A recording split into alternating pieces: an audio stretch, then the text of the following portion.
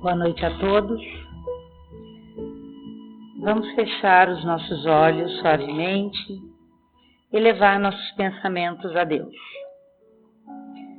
Senhor, estamos aqui reunidos em Teu nome e no nome da espiritualidade amiga para iniciarmos os nossos trabalhos dessa noite. Pedimos a vossa assistência para que possamos ter a inteligência iluminada e o discernimento necessário para bem compreendermos os ensinamentos que vamos receber. Que vossos mensageiros estejam conosco, guiando nosso raciocínio e nossos corações. Solicitamos a presença e a ajuda dos bons espíritos para amparar e guiar nosso expositor, Sérgio. Que a paz e a luz estejam presentes em nosso meio. Que assim seja. Boa noite, meus amigos. Boa noite, meus irmãos. Que a paz do Divino Mestre Jesus esteja entre nós hoje e sempre, quer sejamos encarnados ou desencarnados. O capítulo que iremos trabalhar hoje é o capítulo de número 9 do Evangelho segundo o Espiritismo. Bem-aventurados os que são brandos e pacíficos. E aí nós vamos tomar a liberdade de ler aqui dois apanhados curtinhos que iniciam esse capítulo sobre injúrias e violências. O primeiro diz assim: bem-aventurados os que são brandos, porque possuirão a terra, em Mateus.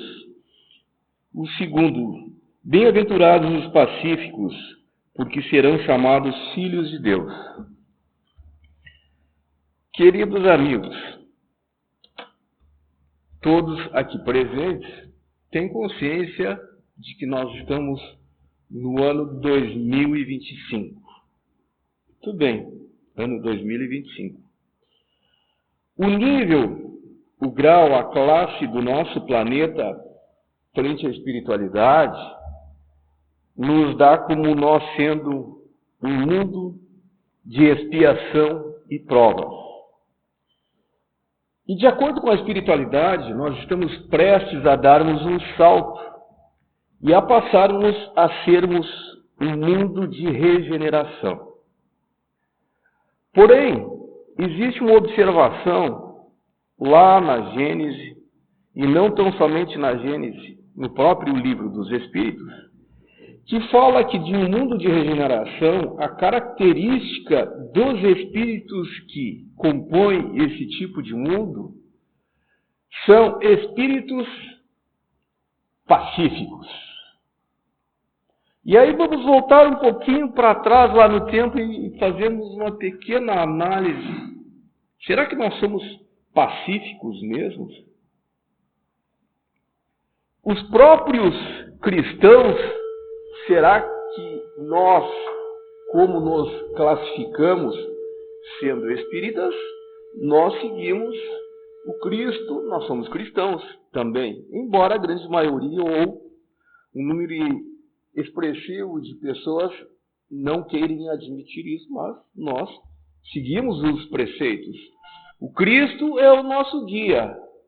Ele é, vamos dizer assim, é a orientação maior. É o Espírito que serve de exemplo para nós a segui-lo. Estou bem. Durante lá a passagem do Cristo, nós vamos pegar um apanhado do livro Paulo Estevão, que é extremamente interessante.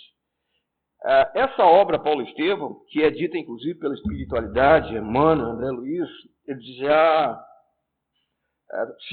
passaram essa informação. Depois das obras básicas do Pentateuco espírita, a obra mais importante que foi passada da espiritualidade para nós, seres humanos, foi essa obra, Paulo Estevão. E lá no início dessa obra, tem uma passagem que ela é extremamente interessante.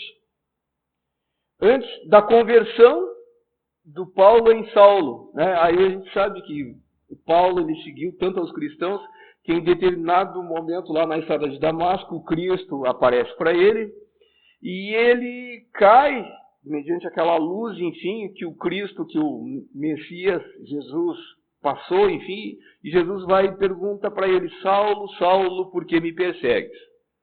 Mas antes dessa situação, Paulo de Tarso, ele era um doutor da lei, ele era especializado no firmamento, no entendimento, na interpretação, na aplicação das leis que vinham lá do Velho Testamento. E para eles era fundamental, não é? Todos os judeus deveriam seguir. E aqueles que não seguissem essas leis, eles eram perseguidos, presos, eles eram punidos. Vejam bem, então, alguém era punido porque não seguia determinada lei, já naquele tempo lá, leis religiosas. Então, já havia uma questão com relação a esse processo de inibir ou de forçar alguém, mesmo não querendo aceitar esses preceitos. Então, o Paulo de Tarso ocorre em determinado momento que, tendo prendido uma série de cristãos, que eram aqueles homens que divulgavam a passagem do Messias, enfim, os momentos em que o Messias havia estado entre nós, enfim, as lembranças estavam vivas ainda, porque fazia pouco tempo que isso tinha acontecido. E aí o Paulo de Tarso, uma das pessoas que foi interrogada pelo grupo de cristãos que havia sido preso em determinado momento, estava Estevão. Mas eu vou deixar para os senhores, assim, lendo essa obra, para saberem exatamente quem foi Estevão também. Mas era um espírito extremamente desenvolvido que estava entre nós. E aí o Paulo de Tarso vai e pergunta para Estevão por que ele seguia esse tal de Messias, esse tal de Jesus. Por que o Estevão seguia?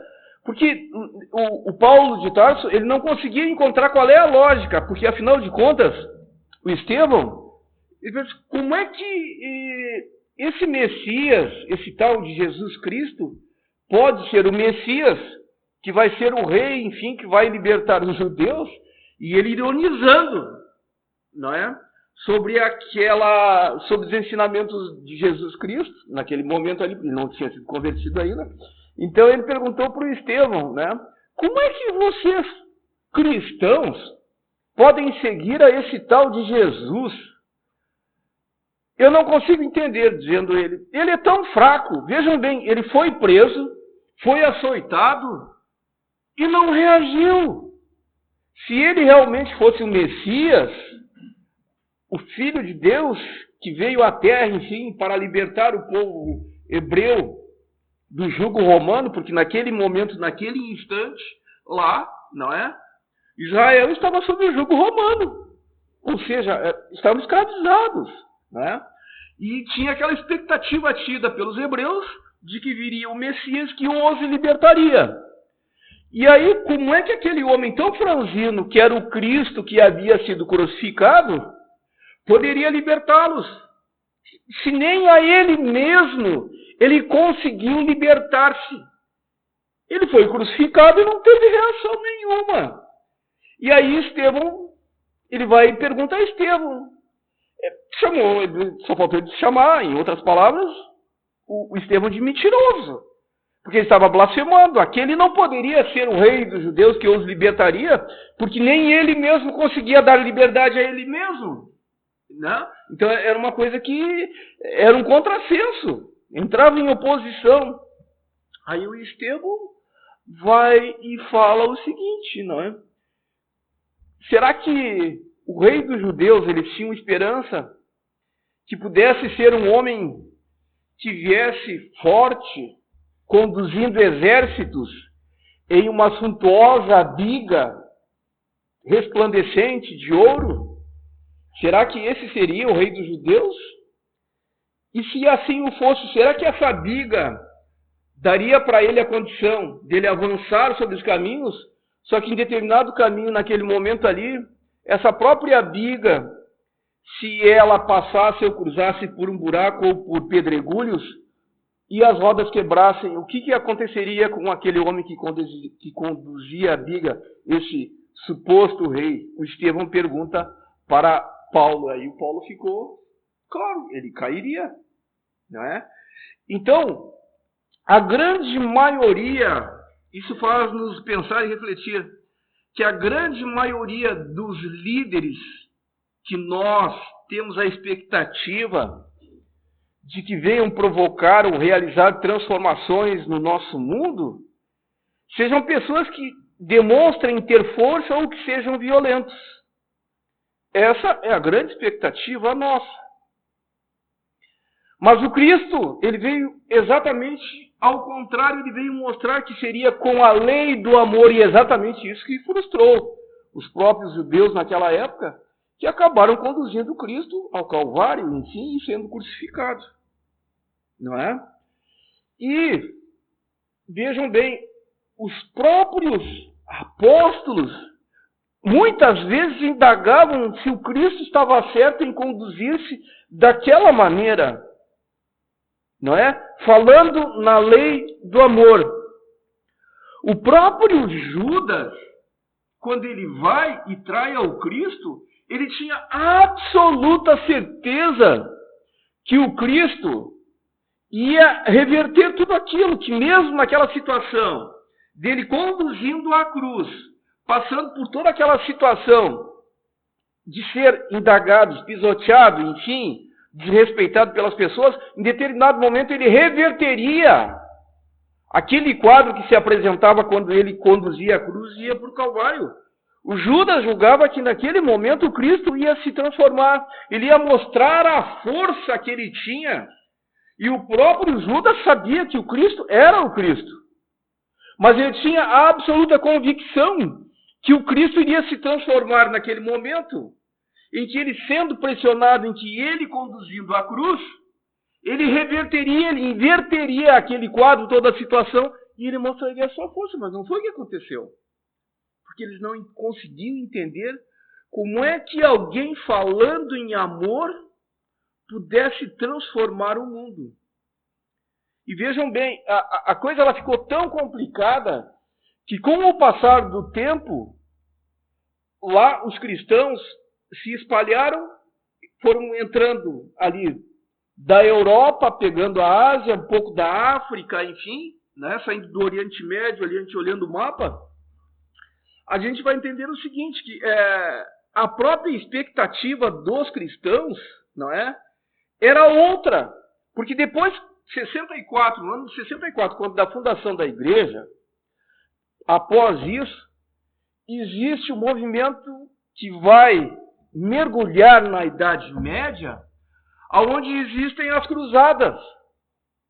Então, a ferro e fogo, e com as espadas e os homens, não é? Os senhores, depois nós vamos ter os monarcas, enfim, todos eles envergando a cruz, aliás, a espada com formato de cruz. E iriam implantar a expectativa deles, iriam implantar o cristianismo, a lei de Cristo, a ferro e fogo e matando pessoas. E a espiritualidade ela vai nos falar uma coisa que é extremamente triste. As maiores provas, as maiores dores, os maiores sofrimentos vividos, experienciados pela humanidade, são resultantes diretos lá da Idade Média, desses movimentos criados por nós, de uma forma falsa e errada, sobre o que seria a lei do amor. A aplicação dela a ferro e fogo forçando. A coisa tomou tal magnitude que, vejam bem, nós estamos falando lá do ano de 64, aí nós vamos entrar no ano de 1572, a noite de São Bartolomeu, na França, Rio Sena. O que acontece nessa noite? Alguns historiadores vão falar que é um número de 5.000. Outros historiadores falam que chegou a 30.000 pessoas mortas em uma só noite. Porque não eram católicos. Eles eram protestantes.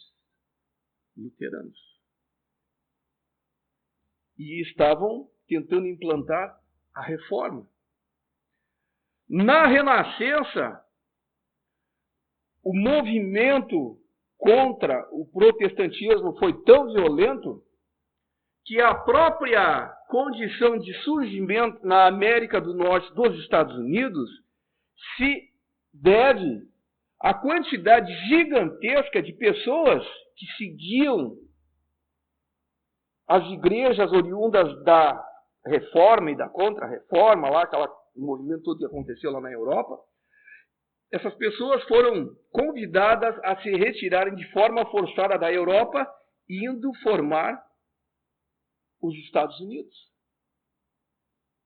Mas vejam bem, a coisa ela atingiu tal magnitude da violência, vamos dizer assim, promovida de forma a forçar que as pessoas fossem seguidoras do Cristo de forma violenta. E aí nós perguntamos, será que nós cristãos realmente nós somos pacíficos ou somos violentos? E esse tipo de sentimento ele nos acompanha tão presente em nós hoje que a grande maioria de nós ela bate palma e aplaude quando em determinadas situações da vida a nossa expectativa é que as coisas se resolvam da forma a ser forçada com violência. Onde, inclusive, um homem ou uma mulher, enfim, um líder, ele passa a ser admirado com a dita personalidade forte porque ele é uma pessoa violenta.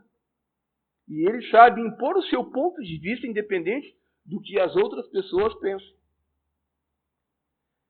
E aí, vejam bem, nós temos a expectativa de sermos participantes ou vivermos um mundo de regeneração. Meus queridos, mundo de regeneração. Frente a esse tipo de mundo, a essa classe de mundo que nós estamos mergulhados hoje, o que a espiritualidade fala-nos é de algo muito melhor, de tranquilidade, de paz. Mas será que nós temos esta paz dentro de nós? Será que nós carregamos, nós conseguimos administrar as situações adversas que se criam na nossa vida? Quando lá, por ocasião desta situação que ocorreu, que foi o descobrimento do Brasil, na espiritualidade houve um movimento liderado por Jesus Cristo, em que foi feito todo um planejamento com relação ao nosso país, ao nosso Brasil. Brasil, coração do mundo, pátria do Evangelho. E hoje, quando nós chegamos no ano de 2025, ou um pouco mais para trás até, a grande maioria de nós questiona. E quando eu digo a maioria de nós, é dentro do movimento espírita mesmo, né, que questionam, será que é realmente o Brasil, o coração do mundo, a pátria do Evangelho? Porque para nós, a grande maioria acredita que para sermos o Brasil, o coração do mundo, pátria do Evangelho, não teria mais sofrimento, não teria mais doenças, nós não viveríamos contrariedades de ideias, de conceitos, de sociedade, tudo seria muito mais fácil. O próprio trabalho seria, talvez, quase que não existindo, mas que todos ganhando muito bem, uma condição extremamente favorável. Pois é, né? Então, nós estaríamos bem pertinho daquela situação que já existia lá na Idade Média, em que quando desencarnavam e iam para o céu, sentava na nuvem e ficava alguém tocando a harpa noite e dia, dia e noite, não é? 24 horas, não é? 30 dias no mês, depois 12 meses no ano, e assim, a perder de vista. toca a música e vai embora. Essa é a nossa expectativa. Brasil, coração do mundo, pátria do Evangelho. E aí algumas pessoas duvidam até e querem dizer assim, eu não acredito muito nisso que vocês falam no Espiritismo, porque só falam em reformulação, mas não muda nada. E além do mais, também, olha, e tem gente até que duvida. Assim, o Espiritismo é muito fraco. Vocês só vão com essa historinha de reformulação de sentimentos, essa coisa toda aí. Tem que mudar, o mundo não pode ser assim. Não é? E aí a gente vê, inclusive, pessoas que às vezes transitam anos e anos dentro da doutrina espírita e saem assim falando, não é? Porque o Espiritismo é fraco. Porque, na verdade, a nossa expectativa é de que ocorressem milagres, transformações, e a coisa ela fica mais acirrada ainda quando as pessoas que são, às vezes, trabalhadores, até dentro da casa espírita, quando surge uma doença. Mas eu trabalhei tantos anos dentro da doutrina espírita, e agora, como prêmio de consolo, ainda por cima, eu tenho uma doença incurável. O que é isso? E ainda vem dizer que eu tenho que ser calmo, pacífico? O que é? Estão brincando comigo. Que Deus é esse? Não, eu vou para outra religião que é muito mais forte, enfim. Bom, cada um, né? Quem sabe a vela é maior, a imagem é mais robusta, enfim. Pode ser alguma coisa desse tipo. Mas, meus queridos, nós temos que nos acordar do seguinte, assim, ó. Dentro da doutrina espírita, os espíritos dizem isso com muita veemência, com muito, assim, muito vigor isso, né? Quando o Espiritismo, ele não veio e não existiu, em primeiro lugar, o Espiritismo, a origem dele é de ordem divina. O conhecimento que veio para a doutrina espírita e que ela passa às pessoas, ela não é de origem humana nossa de seres encarnados. Foram os espíritos que nos mandaram. E o Espiritismo não precisa convencer ninguém de nada. Sabe por que o Espiritismo não precisa convencer ninguém de nada? Assim, será que essa coisa de espírito existe mesmo? Será que existe a vida depois da morte? Eu não sei, não. Eu não acredito nisso. E a gente vai dizer direito de quem quer que seja de não acreditar em espírito ou que existe a vida depois da morte. Direito de qualquer um. Porém, contudo, todavia, entretanto, existe uma coisa que é aquele relógio. Ele conta o tempo e ele avança. Ele avança. O tempo anda para frente, não anda para trás. Não tem como fazer isso. E o grande, vamos dizer assim, a grande testemunha do andar do tempo somos nós mesmos. Vejam bem, se eu dissesse para vocês que lá na década de 60, por incrível que pareça, eu já fui desse tamanhozinho, já fui pequeno, não é? Eu tive 8, 9 anos e eu era uma criança. Eu acredito que também tenha acontecido com a grande maioria dos senhores isso. Ou seja, nós estamos num processo de envelhecimento. E querendo ou não, acreditando ou não, em determinado momento, em determinado instante, nós vamos desencarnar e nós vamos saber da grande verdade. Somos espíritos? Somos, sim. E aí não é de graça quando nas mesas mediúnicas nós vemos lá manifestações dos espíritos recebendo, às vezes tem uma brincadeira que eu fazia com os companheiros, um choque de 2.000 volts. Quando o espírito se dá conta que ele continua vivo. Ou quando ele atentou contra a própria vida, buscando suicídio, e descobre que não morreu. E vou lhes dizer o seguinte, é uma das cenas mais chocantes, alguém que já morreu pedindo para morrer, mas não consegue. Por quê? O que morreu, ou quem morreu, foi apenas o corpo. E o que é o corpo? É como se fosse a roupa. Os senhores vão tomar banho, tiram a roupa e ela fica lá caída. Ou ela envelhece, ou envelheceu, enfim, surrou, vocês trocam por outra roupa. Nós, não digo nem você, é nós. E assim acontece. Então, o que o Espiritismo vem dizer? A necessidade de nós crescermos, a necessidade de nós aprendermos, a necessidade de nós educar nossos sentimentos. É isso que faz a transformação. Se houvesse a necessidade realmente do convencimento, seria a coisa mais fácil os espíritos, e é a coisa mais fácil, os espíritos se materializarem.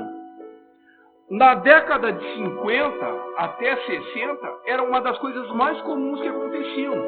Durante as palestras, a materialização dos espíritos. Mas a coisa derivou por um lado até de brincadeira e falta de seriedade. Sabe o que acontecia? As pessoas iam fazer perguntas, não é? Querendo saber como é que ia ser a vida, se ela ia ser rica, se aquela pessoa ia enriquecer, com quem a filha ou o filho iam casar, que ia... Entendeu?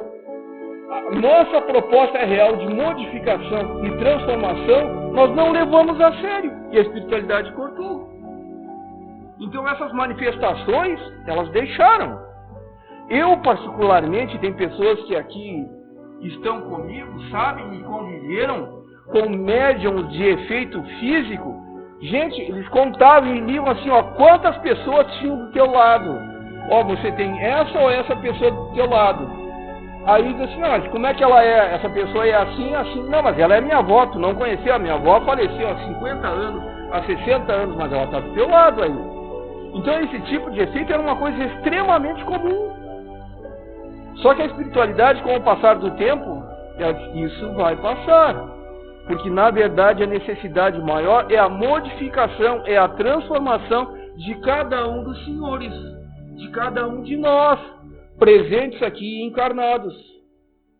Sem o que, tudo continua. Então essa expectativa tida da transformação de nós nos lançarmos de um mundo de expiação em provas ao mundo de regeneração, ela está na dependência direta da transformação, da educação dos nossos sentimentos. E quais são? São exatamente esses vividos no nosso dia a dia. Muitas vezes a paciência, a cólera, o ódio, que a gente tem que aprender a dominar, tem que aprender a superá-los. Ah, mas eu mesmo realmente me modificaria se eu soubesse quem eu fui em encarnações passadas. Nós estabelecemos condições. Não, eu só iria modificar se isso de fato acontecesse. Mas, meus queridos, a espiritualidade diz o seguinte: nós estamos vivendo o nosso melhor agora. Não interessa o que passou. O passado é passado, a gente não modifica mais. O presente é um presente que nos foi dado para, a partir de ações e atitudes novas, nós modificarmos a nossa vida, que vai se manifestar em um futuro bem próximo. Os senhores chegaram aqui em torno de 7, 7h15, certo? 7h20, 7h30, alguma coisa nesse horário aí. Os senhores se deram conta que 7h30 da noite foi passado, já passou? E que amanhã de manhã, ou essa noite, ou daqui a 15 minutos, é futuro? Porque esse tempo não veio ainda. Então, cada momento, cada instante que nós vivemos está sendo delineado, está sendo pintado, está sendo feito por nós, a partir dos pensamentos que nós temos, dos sentimentos que nós carregamos nos nossos corações. O nosso tempo chega a fim e fica o convite, amigo. Vamos ler o Evangelho segundo o Espiritismo, mas aquela coisa assim, ó, de nós trabalharmos em nós os nossos sentimentos, as nossas vibrações. Vamos pedir e suplicar ao Senhor da vida, a Deus nosso Pai, pela paz, pelos mandatários da nossa nação, pela paz, pela harmonia na nossa família, por nós mesmos, no sentido de nos acordarmos de quem nós somos filhos de Deus.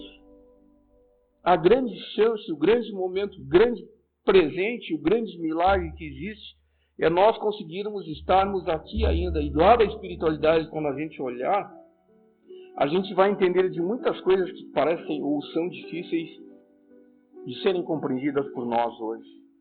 Mas ao certo, e o certo, é que nós voltaremos à vida espiritual. E num breve tempo, nós nos encontraremos de novo. Talvez não mais aqui, lá na espiritualidade, como dizia o nosso amigo André Luiz. E a vida continua. Que a paz de Deus e do Divino Mestre Jesus esteja conosco hoje e sempre. Muito obrigado.